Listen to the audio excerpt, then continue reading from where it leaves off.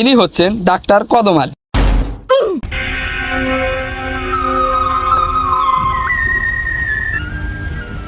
লাশ দেখে মনে হচ্ছে একে ভয়াবহভাবে হত্যা করে হয়েছে। জি স্যার। বুঝলাম না, এর শরীরে কোনো ক্ষয়ক্ষতি নাই, দাগ নাই, কিন্তু একে মেরে ফেললো কিভাবে কিছুই বুঝতেছি না। হ্যালো, তুমি কি আমার কথা শুনতে পাচ্ছ? হ্যালো হ্যালো, এই ও আমার সাথে কথা বলো না কেন? আমাকে চেনে না? কথা বলছ না?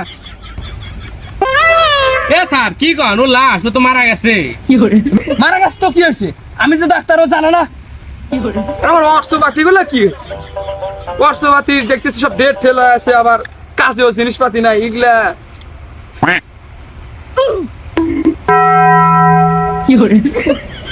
এ রুগীর তো কানের ভিতর খালি খোঁজ।